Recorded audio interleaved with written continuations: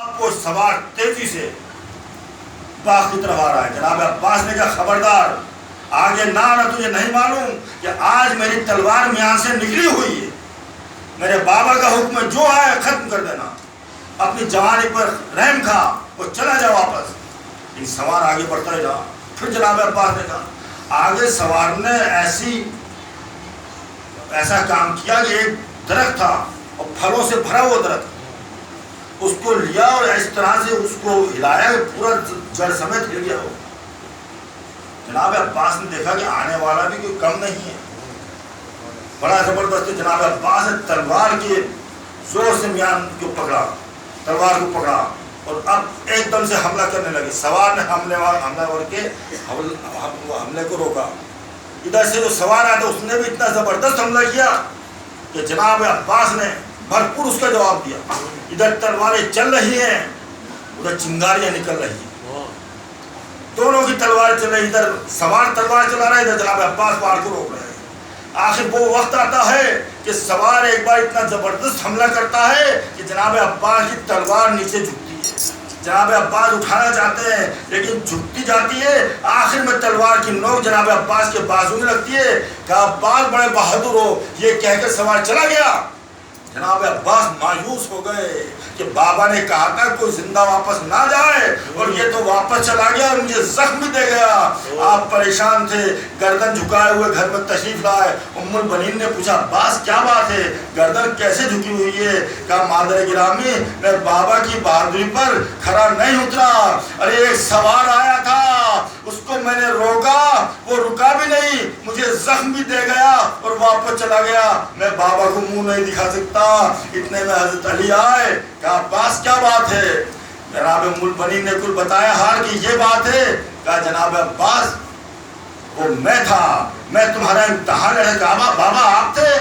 کہا ہاں بیٹا, میں نے در خیبر کو اکھاڑا لیکن میرے ہاتھوں میں لغزش نہیں آئی. لیکن بیٹا تیرا وار اتنا زبردست تھا کہ میرے ہاتھوں میں لغزش آ گئی تھی. یہ حملہ جناب عباس کا تھا. جناب عباس زبردست, پورے عرب کے اندر آپ کی دھاک جمی ہوئی تھی. جنگ صفین میں لوگ لوہا مان گئے تھے جناب عباس کا. آخر وہ وقت آتا ہے بات کو اپنی سمیٹ کر کے کہ جب یزید نے بیعت کا مطالبہ کیا امام حسین سے, امام حسین نے سخت منع کر دیا کہ یزید تو تخت لے, تاج لے, حکومت لے, لیکن میرے ہوتے ہوئے تو شریعت میں تبدیلی نہیں کر سکتا. اس لیے کہ میں وارث شریعت ہوں, میں وارث انبیاء ہوں, میں پورے گھر کو قربان کر دوں لیکن نانا کی شریعت میں تبدیلی نہیں کر دوں. آخر وہ وقت آتا ہے کہ آپ مدینہ چھوڑنے پر مجبور ہو جاتے ہیں, مکہ آتے ہیں. جناب عباس سے کہتے ہیں عباس یہ جو حاجی آ رہے ہیں ان کو بتاؤ کہ میں حج کو عمرہ میں بدل کے کیوں جا رہا ہوں, تاکہ پتہ چل جائے.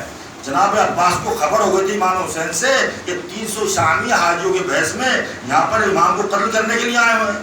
جناب عباس جلال کی حالت میں تھے. کہا مولا خطبہ کہاں دوں؟ کہا کعبے کی چھت پر. بس یہ کہنا تھا سیکنڈوں کے اندر آپ کیسے کعبے پر گئے یہ تو مولا جانتے ہیں, اللہ جانتا.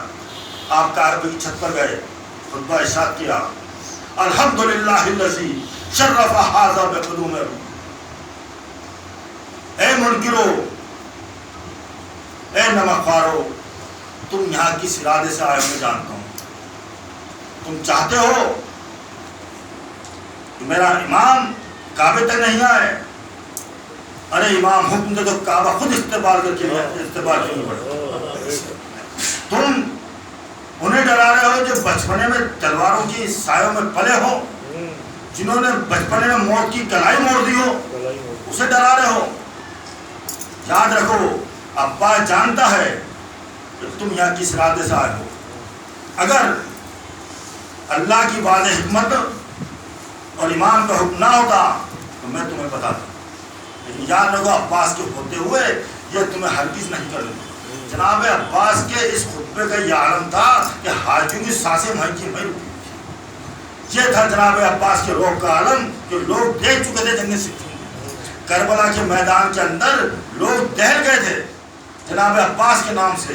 جس کو دیکھو وہ کہہ رہا تھا عباس آئے ہوئے ہیں. یزید کو خبر ہوئی تھی تو فوجوں پہ فوجیں بھیجی جا رہی. یہ صرف جناب عباس کا خوف تھا جو کربلا فوجوں سے بھر گیا تھا. کربلا کے اندر پہنچتے ہی رسول کا نواسا نرغہ آدم میں گر جاتا ہے. 3